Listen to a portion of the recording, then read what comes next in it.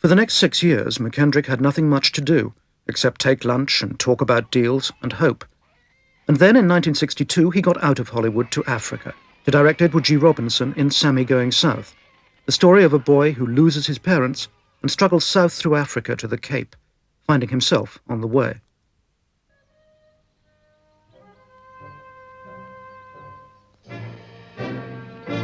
Well, it was really rather scary. The production manager came to me in the morning and said, "We're not shooting today." And I looked out and the sun was shining and said, "Why not?" And he said, "Eddie has had a heart attack and he's already on a plane. We're shooting in Africa at this moment." We found that what we had got was a prop man who was exactly the same build as Eddie was. And he could wear Eddie's costume, and so we could shoot in long shots and use him as a double. Or we could shoot over-shoulder shots, that is, on the back of his head, and play on to the boy. So that's what we did. And we continued to shoot with the little boy. And I gave the cues and read Eddie's part to Fergus McClellan, who played back to him.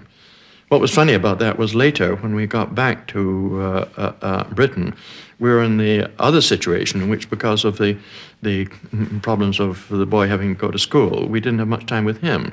So I, on my knees, played the little boy back to Eddie. And I've always rejoiced in a review by one of the critics who said that the only interesting thing really about the film was the sensitive interplay between the little boy and the old man, which was interesting in the sense that they met by proxy through me.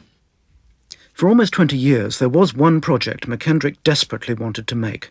It was Richard Hughes's dark novel about children who fall in with pirates, A High Wind in Jamaica. Somewhere in around 1950, I, as usual, went back to the aforementioned Red Lion and found myself there alone in the bar with a rather extraordinary gentleman who was tall, very erect, and looking very handsome, with grey hair and a grey forked beard. He was drinking a dark brown liquid, which turned out to be Worcester sauce, which he's drinking neat. And I was a little astonished at this, and he explained that it's very good for a hangover. When my friend Monier Danishevsky came in and introduced me, this is Richard Hughes, the author of A High Wind in Jamaica, which I'd read before, and it's a great book, that. I went immediately back and read it again, and of course became absolutely enthralled, and went into the studio and said, "This is the film I most want to make." I think it was a mistake. I think, second-rate books you can make films of, but two masterpieces never should really be transferred to the screen, and High Wind in Jamaica is a masterpiece.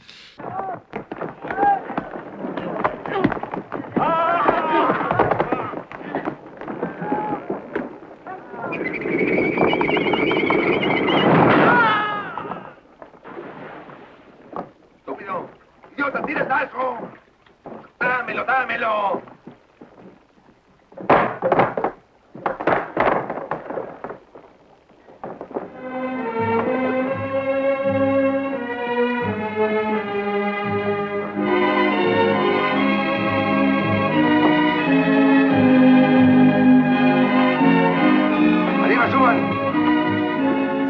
It was wonderful to watch him. It was he was producing the thing. He was directing it. He was helped building the sets, moving.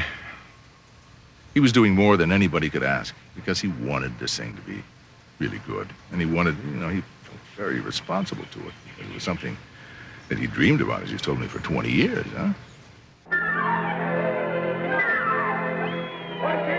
But then there was one really horrifying moment in which because of the rolling ship, the longboat, and it's a long boat, it's about 12 feet long, that is lashed to one side of this deck, this heaving deck, it came loose. And with these 5K brute arcs, on board, this thing came crashing across the wet deck, and the children squealing and running around. And what one was witnessing, something that could have been really a massacre of crew and children and whatever. Slocum tells me, and I'm appalled to think it's probably true, that he caught sight of me at this particular moment, watching it with Olympian calm. I'm afraid that's probably the sort of way that you cope with, disasters. You just watch it and see what is going to happen. What do you think this boat is? This is a serious boat. Hey, you stop it! You watch them drawers. You shouldn't say. Drawers? Yeah. While you tear holes in your drawers, who do you think is going to sew them? Me? He was superb with them. And he never raised his voice to them. He would turn around after this little girl who kept looking in the thing all the time. kill her. Yes, darling, that's just right. He would go after her and just...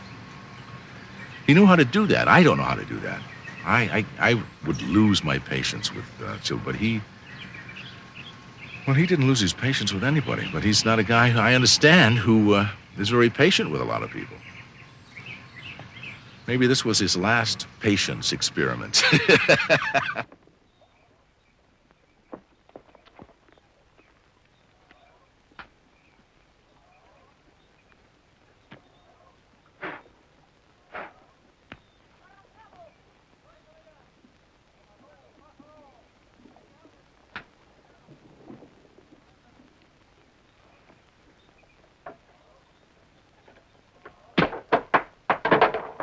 It's a really wonderful film. It's a very subtle film.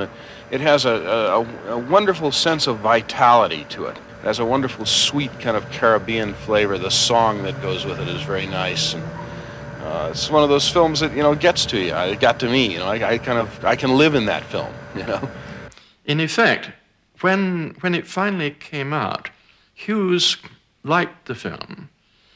And I think it was a commercial failure.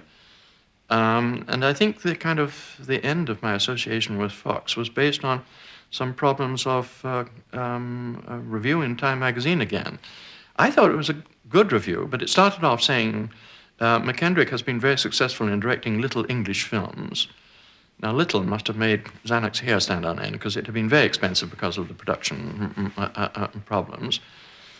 But the review ended by saying has a curious aftertaste. It's a bit like listening to Shirley Temple sing The Good Ship Lollipop while dismembering a puppy. And, of course, the producers were appalled. But for my money, the strange thing is, that was very fair, because that is exactly the quality in Richard Hughes' strange little masterpiece.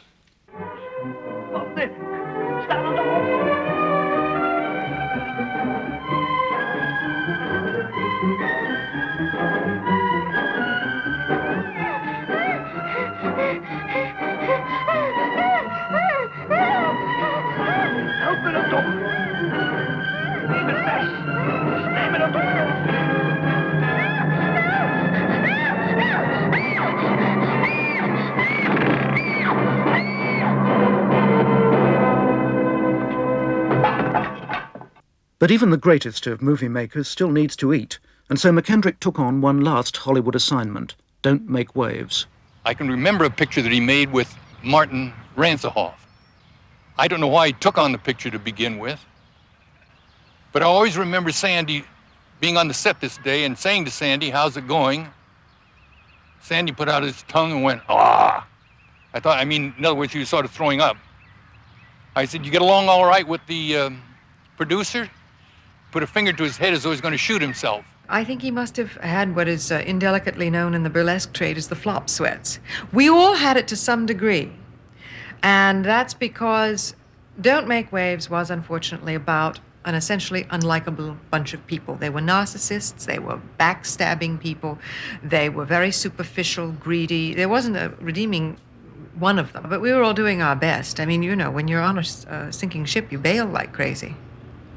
As a friend of mine once said, that if you have one non-success in town, it is like being a leper. You go around with a bell around your neck and someone preceding you saying, "Unclean, unclean," And I'm not saying that that's exactly what happened to Sandy, because I think it was probably mutual. If I were Sandy, I'm not sure that I would have wanted to go on, given the legacy of Don't Make Waves.